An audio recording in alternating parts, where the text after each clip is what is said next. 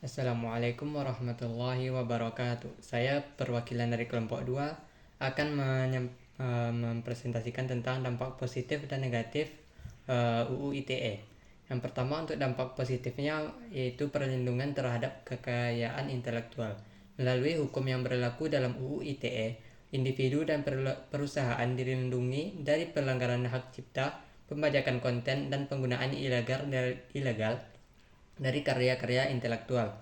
Yang kedua adalah penegakan hukum terhadap kejahatan cyber, memfasilitasi penegakan hukum dalam kasus-kasus kejahatan cyber seperti pencurian data, peretasan, dan serangan cyber, sehingga meningkatkan rasa aman dalam beraktivitas secara daring. Yang ketiga adalah perkuatan keamanan digital, memberikan dasar hukum yang memungkinkan penguatan keamanan cyber dan pemulihan terhadap serangan cyber yang terjadi pada institusi atau individu. Yang selanjutnya adalah dampak negatif UU ITE. Ketidakjelasan dalam penafsiran hukum. Dapat terjadi ketidakjelasan dalam penafsiran hukum yang dapat disalahgunakan, memberikan ruang bagi penindakan yang sewenang-wenang terhadap individu atau kelompok. Yang kedua adalah pembatasan kebebasan ekspresi, menimbulkan kekhawatiran terkait pembatasan kebebasan ekspresi terutama dalam kritik pemerintahan yang bisa dianggap sebagai pelanggaran UU ITE. Yang ketiga adalah dampak psikologis dan sosial. Penerapan UU ITE yang terlalu ketat dapat menimbulkan dampak psikologis, menakuti individu dalam berekspresi dan menghambat diskusi serta pertukaran ide dalam ruang daring. UU ITE memiliki implikasi yang signifikan terhadap kebebasan berekspresi, keamanan cyber, dan kepatuhan terhadap hukum dalam ruang digital. Sementara memberikan perlindungan terhadap informasi dan keamanan digital, ada juga kekhawatiran akan penyalahgunaan dan penggunaan yang kurang tepat dari undang-undang ini. Adapun untuk contohnya sebagai berikut adalah seorang penggunaan media sosial yang memposting informasi palsu yang mengklaim adanya serangan cyber terhadap sebuah perusahaan besar di Indonesia, menimbulkan kepanikan di masyarakat. Informasi tersebut diposting pada tanggal 5 Mei 2022, tepat setelah terjadi gangguan jaringan di perusahaan tersebut karena masalah teknis.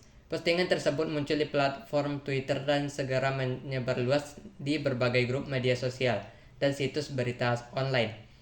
Penggunaan media sosial dengan nama akun expert opinion yang diketahui tidak memiliki kredibilitas yang jelas. Tujuan dari postingan tersebut tidak jelas, namun nampaknya untuk menarik perhatian dan memperoleh keuntungan pribadi melalui retweet dan penyebaran informasi palsu. Penggunaan media sosial ini mengunggah informasi palsu yang sangat dramatis, menyerukan pada orang-orang untuk menghindari transaksi dengan perusahaan tersebut karena adanya serangan cyber yang sedang berlangsung tanpa adanya bukti yang konkret. Adapun untuk aturan-aturan yang sudah dilanggar, yang pertama adalah pasal 32 UU ITE. Setiap orang dengan sengaja dan tanpa hak menyebabkan gangguan dan rasa tidak aman kepada orang lain atau perusahaan, sebagaimana dimaksud dalam pasal 30, dipidana dengan penjara paling lama 10 tahun atau denda paling banyak 5 miliar rupiah.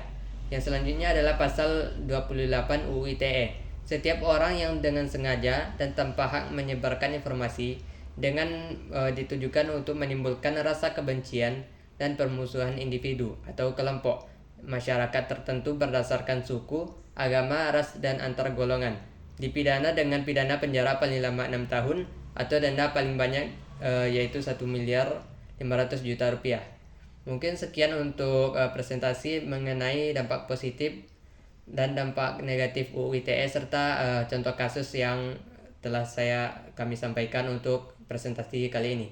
Sekian dari saya. Assalamualaikum warahmatullahi wabarakatuh.